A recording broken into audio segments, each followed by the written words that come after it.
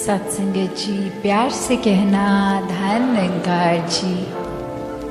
आज यहाँ इस रूप में जो ये सत्संग में हर एक ने संतों के वचनों को श्रवण किया, ये भाव मन के कि कैसे जीवन में ये निराकार दातार इसको ही हर समय जीवन में पहले एक एहसास बनाने के लिए ब्रह्म ज्ञान लेकर इसको पहचान कर फिर श्रद्धा, विश्वास, भक्ति भरा जीवन और मन को हर पल इसी के साथ स्थिर रखने के भाव, भक्तों के जीवन से ये जो शिक्षाएं मिली, ये कोई सिर्फ आज सत्संग के समय के ये टाइम तक की नहीं है, ये तो जीवन भर के लिए है कि कैसे अपने जीवन में ये सुधार ला सकें। कैसे आज अनेकों संतों ने समझाया और युगों से संत समझाते हैं कि भक्ति एक प्यार की बात है, ये भक्त और भगवान के रिश्ते की है। कैसे अपनी भक्ति को और मजबूत करें, एक भक्ति जो इस परमात्मा के दर्शन साक्षात हर समय करते हुए की हो। कैसे जीवन में फिर एक चेतनता का इस्तेमाल करते हुए हर समय अवेयर होके एक हर समय में लिविंग इन द मोमेंट, उस समय भी ये सोते जागते उठते बैठते हर समय की श्रेष्ठता तभी है जब एहसास में निराकार हो। ये जो मिडिल पाथ, ये मध्य मार्ग की भी बात, और कैसे अपने जीवन को बैलेंस रखना है, जहाँ ये ब्रह्म ज्ञान रूप तो आ गया और अपने जीवन में कर्मों को भी एक वो बैलेंसिंग फैक्टर साथ कि जब तक ये ज्ञान वाकई ही जीवन में नहीं ढलता तब तक वो भी ज्ञान, ब्रह्म ज्ञान किसी भी काम का नहीं और जीवन के हर पल में है, तो वाकई ही ये संगम बहुत ही सुनहरा। और साथ ही ये बैलेंस सिर्फ ज्ञान और कर्म की बात नहीं है, ये सेवा, सुमिरन, सत्संग, भक्ति, ये भी बैलेंस की अक्सर ये देखा जाता है कि हम एक मन से तो अगर इस परमात्मा, इस निराकार का सुमिरन कर रहे हैं, पर जीवन में फिर एक सत्संग जाने की रुचि नहीं है, मन में पूरे संसार के लिए सेवा भाव नहीं है, तो फिर ये बैलेंस नहीं है। ये भी अपने आप में ये जैसे तराजू तो चलो दो चीज़ों का बैलेंस कर सकता है, पर यहाँ ये तीन जगह पे सेवा, सिमरन, सत्संग का बैलेंस है। कैसे एक भक्त का जीवन फिर निराकार के ऊपर ही अलाइन रहता है जब संतों के वचनों को सत्संग रूप में एक श्रेष्ठता दी जाए, कि दिल हर समय परमात्मा के एहसास में हो, मन में फिर भेदभाव नहीं, नफरत नहीं, एक दासों के दास हैं हम ऐसे भाव से समर्पित होके, एक अपने किसी फायदे के लिए नहीं, एक बेगर्ज होके ये सेवा की जाए और इस सेवा में फिर ना देखा जाए कौन है, कहाँ से आया है, ये हर एक के लिए दिल एक समान, हर एक को पूजनीय मानते हुए हर एक के जीवन में किस तरह कंफर्ट आ सकता है। तो ये मध्य मार्ग, ये बैलेंस, ये भक्ति का, और कैसे मानवीय गुणों से फिर युक्त होकर अपने जीवन में इस परमात्मा को एक रखकर स्वयं ही हर एक को ह्यूमन वैल्यू का साक्षात रूप इंसान बन जाता है। कैसे फिर ये समझ आ जाती है कि ये हलचल दुनिया की तो होती रहेगी, एक ये भाव कि हर समय कुछ ना कुछ तो होता ही रहेगा संसार में, पर ये परमात्मा के ऊपर स्थिर होने से ही मन स्थिर हो पाएगा। पर ना तो जैसे जैसे आंखों के आगे जो सिचुएशन है, उस समय जो चल रहा है, मन उसके रंग में रंग जाता है। अभी घर में कुछ खुशी का कारण बना तो दिल बहुत प्रसन्न है, अभी कामकाज में कुछ दिक्कत हुई, मन उदास है। ये फिर मन अपना रूप बदलता रहता है और कैसे मन को फिर जब जब हर पल इस परमात्मा में रखते हैं तो ये एहसास कि कुछ भी होता चला जाए, ये सुकून में ही रहना है, ये अपने आप सहज जीवन बन जाता है। ये कोई फोर्स नहीं फिर करना पड़ता कि एक फीलिंग तो अनईजी हो रही है, उसको कैसे ईजी करें। एक ये सहजता, सुकून, आनंद की अवस्था स्वयं ही एक आ जाती है। एक अक्सर सत्संग में भी हम वो उदाहरण एक स्टोरी रूप में सुनते हैं, जहाँ एक इंसान, एक स्कूल में टीचर बच्चों को अलग अलग पेंटिंग्स बनाने को बोलते हैं जिसमें पीस, कामनेस डिपिक्ट हो, सुकून डिपिक्ट हो।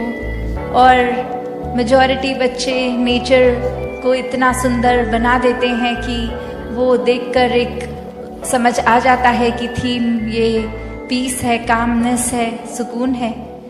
और वहीं एक पेंटिंग जो एक इतना तूफान का दृश्य उस बच्चे ने बनाया कि सब कुछ तहस तहस हो रहा है, पेड़ गिर रहे हैं, एक बादल गरज रहे हैं, लाइटनिंग है, एक हवा तेज चल रही है, मिट्टी उड़ रही है, और वहीं एक घोंसला किसी पेड़ पर जो एक सुरक्षित, बहुत ही सेफ अपने आप को वो मदर बर्ड अपने बच्चे को खाना दे रही है, एक बहुत सेफ उस घोंसले में, उस नेस्ट में रख रही है। तो यही फिर उस जब पेंटिंग पे नज़र गई और ये सोचा कि बाकी सब जगह तो पेड़, पहाड़, झरने एक बहुत ही अच्छा ऐसा है, और ये इतनी डिस्टर्बिंग विजुअल, इसको कैसे उस थीम में बच्चे ने सोचा। और वो बच्चा फिर यही बताता है कि जिस तरह इस परमात्मा ने हमारे जीवन में भी उथल पुथल, हर समय के अनुसार हर पल में कुछ अलग रंग, तो ऐसे ही जीवन में ज़रूर ये तूफान भी आएंगे।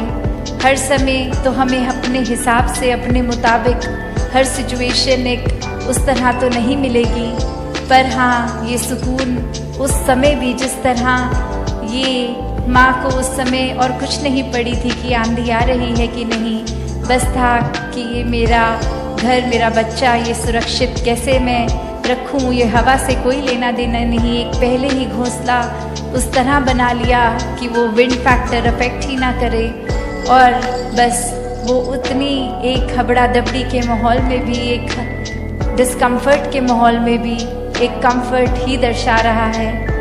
तो बात वही कि जिन्होंने इस परमात्मा पे उस तरह विश्वास रखा, पहले देखकर, पहले जीवन में एहसास करके, हर पल जब दर्शन करते हुए, फिर ये पता होता है कि ये सिचुएशंस तो एक हमारे मुताबिक अच्छी हों या बुरी हों, पर ये बहुत ही एक उचित, ये बेस्ट है, क्योंकि ये खुद ही परमात्मा जीवन इस तरह चला रहा है।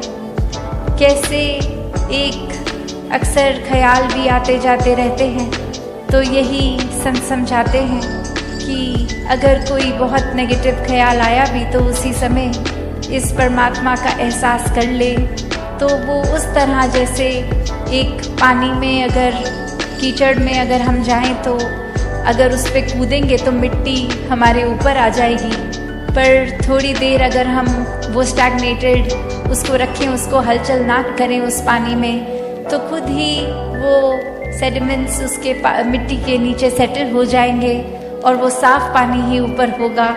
और वो किसी किसी कंडीशन में तो इतना साफ़ हो जाता है कि वो पानी फिर पीने लायक तक बन जाता है। और अगर हम उसको सेटल ही ना होने दें, उसमें लगातार अपने हाथ पांव मारते रहेंगे, तो फिर तो वो पानी पीने से रहे, क्योंकि इतनी मिट्टी ही आएगी मुंह में। तो बात वही कि ये परमात्मा हर कुछ अगर दे रहा है, हमने उसमें से पिक क्या करना है, कहाँ पे पेशेंस रखकर सिचुएशन में खुद टल जाना है, ये जानते हैं। फिर भी उस समय इतने खुद ही परेशान, इतने अनईजी हो जाते हैं, और कुछ हद तक इस परमात्मा से भी वो उदासी, ये एक मन में आर्ग्यूमेंट भी हो जाती है। कैसे हर कोई चीज़ हमें अपने मुताबिक ही हर समय चाहिए।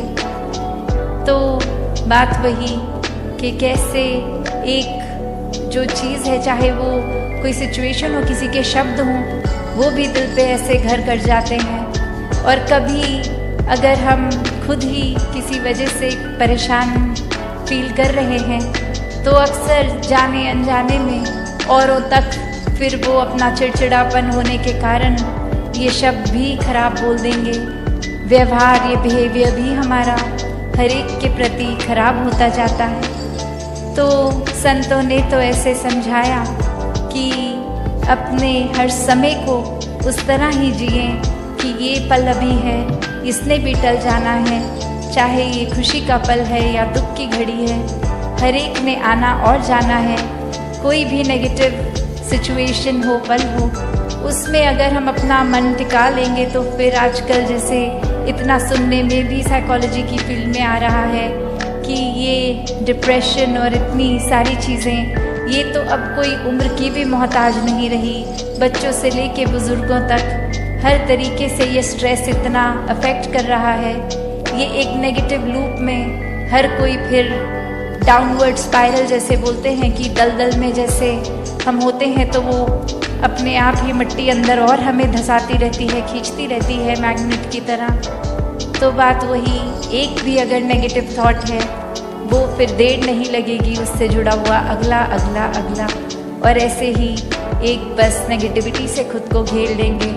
जबकि वहीं वो पहला नेगेटिव ख्याल आते ही अगर उस समय भी परमात्मा को याद रखेंगे तो वो लूप वहीं एक तरह से वो कड़ी वहीं कट जाती है, फिर वो चेन नहीं बनती और उसी समय फिर इस परमात्मा के एहसास में आते हैं तो वो यात्रा शिकवे से शुक्राने की बन जाती है। एक कंप्लेंट्स वहीं ख़त्म और यह समझ आता है कि परमात्मा ने जो भी बख्शा है वो हमारी बेहतरी के लिए है। ये ग्रैटिट्यूड की भी आज जो बात सत्संग में हो रही थी, शुक्राना भाव अगर होगा तो वाकई ही एक जीवन बहुत ही एक पॉजिटिव तरीके से जिया जाएगा।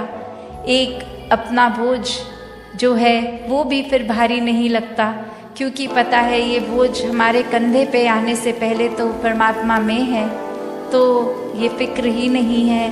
एक बस परमात्मा में मन लगा हुआ है। एक भेदभाव हर एक के प्रति ख़त्म, नफ़रतों के कारण ख़त्म, एक दूसरे के प्रति सिर्फ प्यार सत्कार, बोली भाषा में सिर्फ विनम्रता, ऐसे न जाने कितने एक दैवीय गुण जीवन में हर पल स्वयं ही आ जाते हैं और फिर ये जीवन वाकई ही एक वरदान रूप बन जाता है। तो हर किसी के हिस्से में ये भक्ति भरा जीवन जब आ जाता है तो वाकई ही ये मानुष शरीर, ये दिल, जैसे अक्सर कहते हैं कि मन मंदिर, तो वही बात मंदिर में भी अभी हम सत्संग कर रहे हैं। तो ये परमात्मा का वास कण कण में है। चाहे विशालता बन गए, चाहे अनेकों गुण जो जो भी हैं वो बनते जाएंगे तो जीवन भर वो स्वभाव में भी टिकेगा। तो ऐसा ही जीवन भक्तों का रहा है कि ऊपरी ऊपरी कोई सिखाई नहीं, ये तो रोम रोम अपना इस निराकार के हवाले है और इसी में इकमिक वाली अवस्था है। तो ऐसा ही भक्ति भरा जीवन हर कोई जीता जाए। सेवा सिमरन और सत्संग को प्राथमिकता देते हुए अपने जीवन के हर काम किए जाएं और उसमें भी फिर वो सेवा रूप ही होगा, चाहे वो किसी प्रकार का भी एक ठीक नियत से किया गया काम हो, कोई चतुर चालाकियां ना उसमें मिले। तो दातार हर एक पे कृपा करे कि हर एक के दिल और कोमल होते जाएं, हर एक के मन के भाव और शुद्ध होते जाएं, हर कोई निष्काम भाव से सेवा करता जाए।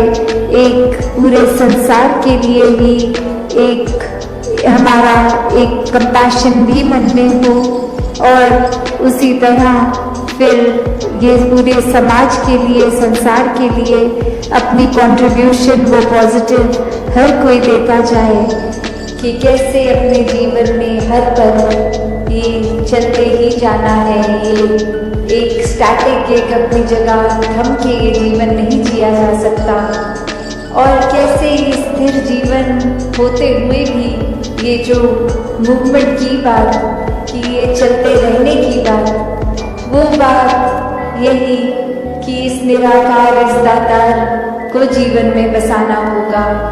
इसको जानकर इसको मन में हर समय जो बसा देते हैं, उन्हीं का जीवन फिर एक उस पेड़ की तरह जिसकी जड़ें इतनी मजबूत की अपनी जगह पे तूफान आने पे भी स्थिर, और फिर भी वो एक नदी की तरह बहते रहना, चलते रहना इसी निराकार में। तो ऐसे जीवन को संत हमेशा जी कर दिखाते हैं कि कैसे कोई भी सिचुएशन हमें उस तरह से उनके काबू में नहीं आता। एक भक्त तो बस इस निराकार के ही रंग में होता है, और फिर चाहे कुछ भी आसपास चल रहा हो, ये एक बेपरवाह मन की तरह ये हमेशा निराकार में रमता हुआ हर सिचुएशन को आराम से भक्त निकाल लेता है। तो एक कहानी भी दासी ने एक बार पढ़ी, जहाँ एक जगह पर एक इंसान को पता लगता है कि यहाँ कोई बहुत ही एक वाइज इंसान एक आए हैं जो बहुत ही एक सूझवान है, और उनके पास जाकर वो कहते हैं कि आपको मुझे पता है बहुत और भी मिलने आ रहे हैं, मैं ज़्यादा समय नहीं लूँगा, बस एक ऐसी कोई शिक्षा जो आप जीवन में कोई मुझे 1-8 मिनट में देकर समय बचा लें, अपना भी और हमारा भी। तो ऐसी क्या वो एक अमूल्य बात होगी जो 1 मिनट के अंदर एक शिक्षा जीवन भर की बन जाए। तो वो इंसान कहता है कि बस मूव ऑन, चलते चलो। और अब वो व्यक्ति ये सोच रहा है कि मैंने तो सुना था ये बहुत ही एक गहरे इंसान है, बहुत ही सूझवान है, वाइस है, और 1 सेकंड का समय क्या ले लिया इन्होंने, तो बस मूव ऑन बोल दिया। तो ये तो जाने को बोल रहे हैं मुझे, मेरे से बात नहीं करना चाह रहे। और अभी इसी सोच विचार में वो इंसान 2 कदम पीछे होके उनसे सोचने ये बात लगा, और फिर 1-2 व्यक्ति और इस दौरान आके उस इंसान के प्रति अपने भाव रखते गए, चलते गए। और अब वो इंसान वहीं उस बात में अटक गया कि ये मुझे जाने को क्यों कह रहे हैं, और फिर से एक बार हिम्मत करके कहते कि अब ये आपने जो बात कही थी, ये बात आपने मुझे क्या कहा था कि मैं चला जाऊं, ये मूव ऑन करने की बात। और अब वो बुजुर्ग कहते हैं कि आप तो मेरी उस बात से भी अभी तक मूव ऑन नहीं हो पाए। तो ये कंपैरिजंस, ये तुलना जीवन में अक्सर हर दिन ही कहीं ना कहीं दिमाग में आ जाती है।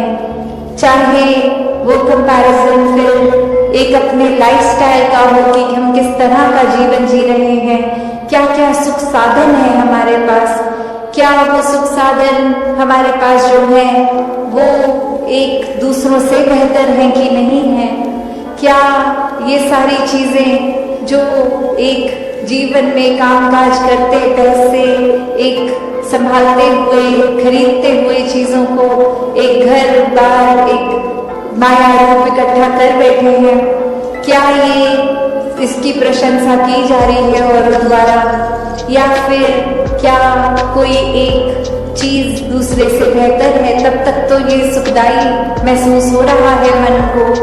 और जिस पर ये कि कैसे मैं अपने जीवन को एक नैरो माइंडेड दृष्टिकोण से ही देख रही थी कि ये दुख सिर्फ मेरा ही है, किसी और के हिस्से दुख नहीं आता, सभी ने खुशियाँ महसूस की हैं। और किस तरह आज हर घर में जाके मेरी आंखें खुली कि ये नज़रिया, ये मेरी नैरो माइंडेडनेस, ये बहुत ही लिमिटेड सोच थी, और इसी वजह से एक लार्जर विजन नहीं देख पा रही थी। तो कैसे एक समझाने का कहानी से भाव यही कि हर किसी के हिस्से जो है वो हर एक पे डिपेंड करता है कि हमने उस परिस्थिति का क्या करना है।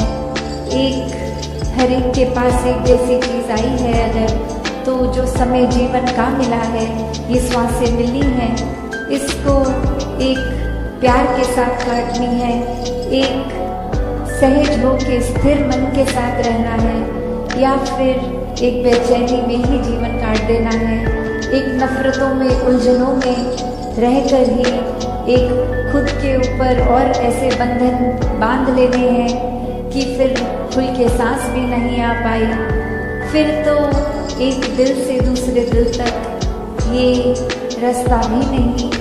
एक खुद को दीवारों में इतना बांध लिया कि हर कोई फिर ऐसा दिखता है कि ये इंसान से प्यार नहीं हो सकता, इस इंसान के प्रति हम कुछ ऐसा महसूस नहीं कर सकते, ये इंसान तो सिर्फ एक कमियों का भरा हुआ है। तो बात वही जो हमेशा हमें से शब्दों ने समझाई कि कमियां अगर देखनी ही हैं तो खुद में देखो, खुद को संवारो। और साथ संगत जी, प्यार से कहना धन निरंकार नहीं। साथ संगत जी, आप जी के चरणों में बहुत ही सुंदर विचार, आशा है प्रवान करें और ध्यान से सुने। साथ संगत जी, जिसका विषय है साथ संगत जी, आत्ममंथन क्या होता है और आत्ममंथन किसे कहते हैं। साथ संगत जी, आइए जानते हैं इस विचार के माध्यम से। साथ संगत जी, थोड़ा ध्यान से सुनना। साथ संगत जी, आत्ममंथन यानी अपने भीतर झांकने की यात्रा।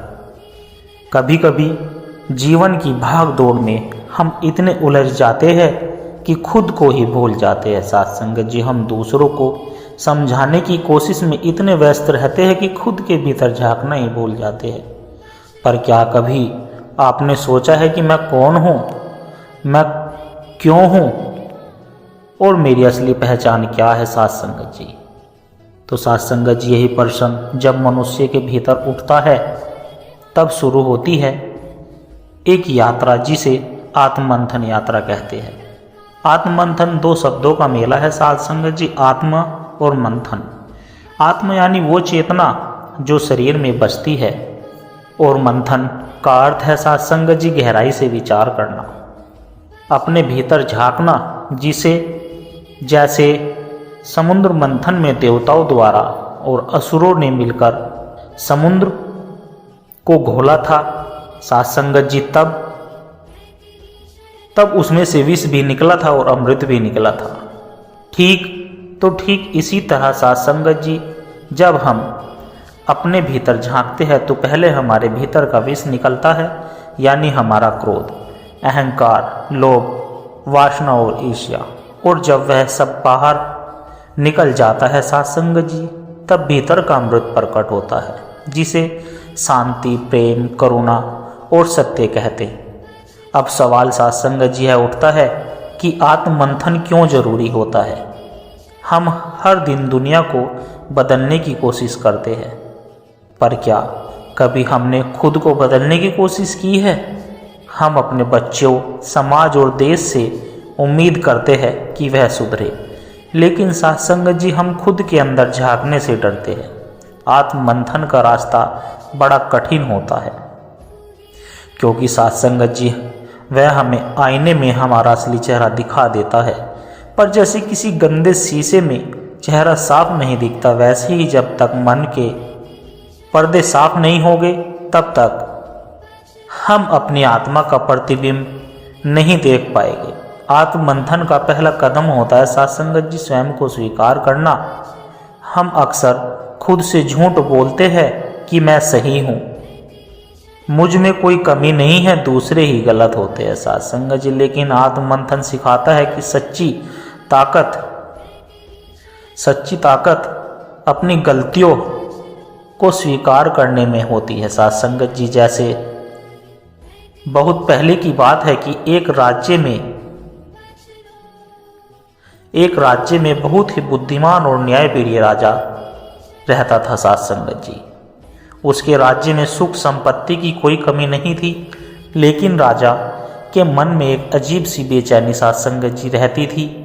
वह अक्सर सोचता था कि मेरे पास सब कुछ है, फिर भी मैं शांति से क्यों नहीं सो पाता। तो एक दिन साध संगत जी एक सन्यासी उसके दरबार में आए और राजा ने उनसे बड़े ही विनम्र भाव से पूछा, गुरुदेव मुझे बताइए कि मेरे पास इतना कुछ होते हुए भी मैं संतुष्ट क्यों नहीं हूँ। तो साध संगत जी वो सन्यासी मुस्कुराए और बोले कि राजन, इसका उत्तर मैं तुम्हें कल दूंगा। लेकिन उसने उससे पहले एक सवाल किया कि कहा कि हे राजा, तुम यह बताओ कि तुम हर दिन अपने चेहरे को दर्पण में देखते हो, पर क्या तुमने कभी अपने मन का दर्पण देखा है। तो साध संगत जी राजा यह सुनकर चौंक गया कि मन का दर्पण। सन्यासी बोला, हाँ राजन, मन का दर्पण और आत्ममंथन ही मन का दर्पण होता है। हर व्यक्ति अपनी छवि बाहर ढूंढता है साध संगत जी, पर जो अपने भीतर झांक लेता है वही असली राजा हुआ करता है साध संगत जी। उस रात वह राजा पूरी रात सो नहीं सका साध संगत जी, क्योंकि उस रात उसने पहली बार खुद से प्रश्न किया कि क्या मैं सही में न्यायप्रिय हूँ, क्या मैं अपनी प्रजा के दुख समझता हूँ, और क्या मैं शासन वास्तव में धर्म पर आधारित है। साध संगत जी सिर्फ नाम मात्र का है। यानी अब उस राजा का मन मंथन करने लगा। उसे अपने कई छोटे बड़े अहंकार याद आने लगे, लेकिन किसी गरीब को अनदेखा किया और कभी किसी सत्य को झूठ से ढक दिया। तो धीरे धीरे राजा की आंखों से आंसू बहने लगे। फिर सुबह जब सन्यासी आए तो राजा के चेहरे पर अब शांति थी। साध संगत जी सन्यासी ने पूछा कि राजन, रात कैसी बीती। राजा बोले कि गुरुदेव, मैं पहली बार सोया नहीं, पर पहली बार जाग गया हूँ। सन्यासी मुस्कुराए और कहा कि राजन, यही है आत्ममंथन का अमृत। जब तक मनुष्य अपने भीतर के विष को नहीं देखता, जब तक कोई भी मनुष्य अपने ही भीतर के अमृत को नहीं पी सकता साध संगत जी। तो उस दिन के बाद वो राजा और भी विनम्र बन गया। वह हर निर्णय से पहले कुछ क्षण मौन बैठता और अपने अंदर की आवाज सुनता। अब राजा उस साध संगत जब उस राजा के शासन में पूरा राज्य शांति और समृद्धि से भर गया। महापुरुषों, आत्ममंथन का पहला कदम ही स्वयं को स्वीकार करना होता है। जैसे राजा ने अपने दोषों को देखा, तो वैसे ही मनुष्य को अपनी कमजोरियों से भागना नहीं चाहिए, बल्कि उन्हें स्वीकार करना ही आत्ममंथन का पहला कदम होता है। क्योंकि जो खुद से भागता है साध संगत जी, वह कभी सत्य तक पहुंच ही नहीं सकता।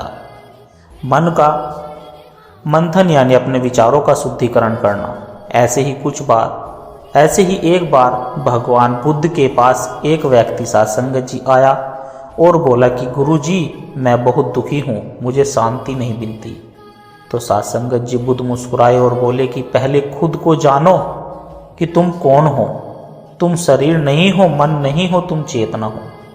तो उस दिन से उस व्यक्ति ने भी अपने भीतर झांकना शुरू कर दिया साध संगत जी, और धीरे धीरे उसे भी समझ में आ गया कि दुख बाहर नहीं भीतर है। मन एक झील की तरह होता है, और जब उसमें लहरें उठती है क्रोध चिंता भय की, तो हमें साफ साफ नजर नहीं आता कि तली में क्या है। लेकिन जब हमारा मन शांत होता है साध संगत जी, तब आत्मा का प्रकाश झलकता है। फिर हमें सत्य नजर आ जाता है, हमें सब कुछ साफ साफ दिखाई देने लगता है। इसलिए हमें आत्ममंथन का अभ्यास रोज करते रहना चाहिए। हर रात सोने से पहले खुद से पूछना चाहिए साध संगत जी कि आज मैंने क्या अच्छा किया, आज मुझसे कहाँ पर गलती हुई, क्या मैंने किसी का दिल तो दुखाया नहीं। तो ये छोटी छोटी बातें ही हमारे भीतर सुधार की चिंगारी जलाती है साध संगत जी। ध्यान का मतलब सिर्फ आंखें बंद करना नहीं है, बल्कि मन की अशांति को पहचानना है। जब हम ध्यान में बैठते हैं तो हमारे भीतर के विचार ऊपर आने लगते हैं। कभी पुरानी बातें, कभी दुख, कभी ईर्ष्या। यह सब वही विष है जो आत्ममंथन के ऊपर आते हैं। इन्हें दबाने के बजाय इन्हें देखिए, इन्हें स्वीकार कीजिए और जाने दीजिए साध संगत। यही सच्चा मंथन है। श्री कृष्ण ने गीता में कहा है कि आत्मान न आत्मानम वाशद, अर्थात मनुष्य को स्वयं अपनी आत्मा के द्वारा ऊपर उठना चाहिए, ना कि स्वयं को नीचे गिराना चाहिए। क्योंकि आत्मा ही इंसान के मित्र भी है और शत्रु भी है। और जब व्यक्ति आत्ममंथन करता है तो धीरे धीरे उसका दृष्टिकोण बदल जाता है। अब वह दूसरों को दोष नहीं देता, दूसरों के दोष नहीं देखता, बल्कि खुद से सुधार करने की कोशिश करता है। वह प्रतिक्रिया देना छोड़ देता है, सत्संग जोर उत्तर देना सीख जाता है। वह भारी सुख की जगह भीतर की शांति ढूंढने लगता है। जिससे पहले गुस्सा आ जाता था वह व्यक्ति धैर्यवान बन जाता है। तो पहले दूसरों से नफरत करता था, अब वही प्रेम से भर जाता है। तो सत्संग यही आत्ममंथन का चमत्कार होता है। आज के समय में जब हम आज के समय में जब हर चीज़ मशीन से चल रही है, लोगों के पास सब कुछ है पर शांति नहीं, क्योंकि उनका आत्ममंथन रुक गया है। लोगों के पास मोबाइल है लेकिन मौन नहीं, समय है पर समर्पण नहीं। हम दूसरों की लाइफ सत्संग जी देखने में लगे हुए हैं पर अपनी जिंदगी को समझने का समय नहीं निकाल पा रहे हैं। आत्ममंथन हमें डिटेल दुनिया से बाहर निकालकर आध्यात्मिक संसार से जोड़ता है। आत्ममंथन कोई एक दिन का कार्य नहीं, बल्कि यह तो जीवन भर की साधना है। इसे करने के कुछ बहुत ही सरल तरीके बताए गए हैं सत्संग जी। उनमें से पहला है मौन साधना करना, यानी हर दिन कुछ समय चुप बैठना। दूसरा है डायरी लिखना, यानी अपने पूरे दिन की समीक्षा करना। तीसरा है ध्यान लगाना, इसमें आप अपने श्वास पर केंद्रित कर सकते हो सत्संग जी। चौथा है अपने कर्मों का विश्लेषण करना, क्या मेरा कर्म सही दिशा में है। और इसके बाद पांचवा और आखिरी तरीका है सत्संग जी सत्संग सुनना, जिससे हमारी आत्मा को सही दिशा मिल सके। ध्यान रखें कि आत्ममंथन का मतलब खुद को दोषी ठहराना बिल्कुल नहीं है, बल्कि इसका उद्देश्य अपने आप को और भी ज़्यादा बेहतर बनाना है सत्संग जी। और जब आत्ममंथन गहराई तक पहुंच जाता है तो आत्मा बोलने लगती है। अब आवाज़ भीतर से आती है, यही सही है, यह गलत है, यह मार्ग धर्म का है, और यही वह अवस्था है जब व्यक्ति बाहरी गुरु की जगह भीतर के गुरु को पहचानता है। इसी को सच्चा आत्मबोध कहते हैं। आत्ममंथन को सिद्धांत नहीं, बल्कि यह तो जीवन जीने की एक कला है। जब मनुष्य खुद को जान लेता है तो उसे किसी और से डर नहीं लगता सत्संग जी। वह जान जाता है कि सुख दुख, जीत हार, लाभ हानि यह सब अस्थायी है। सत्य तो सिर्फ एक है कि मैं आत्मा हूँ। शुद्ध बुद्ध और मुक्त अर्थात जो अपने भीतर झांक लेता है वही सच्चा ज्ञानी होता है सत्संग जी। और जो दूसरों को बदलना चाहता है वह भी अंधकार में है, क्योंकि संसार को बदलने का एकमात्र सही तरीका खुद को बदलना है।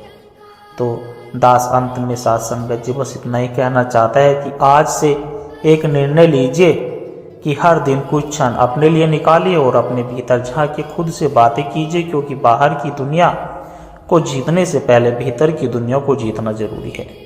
यही आत्ममंथन है। तो सत्संग जी दास अपने इन्हीं शब्दों से आपसे इजाजत चाहता है। बड़े प्यार से कहिए धन निरंकार जी। सत्संग जी आशा करता हूँ दास के द्वारा कहे विचार आप सभी संतों को अच्छे जरूर लगे होंगे।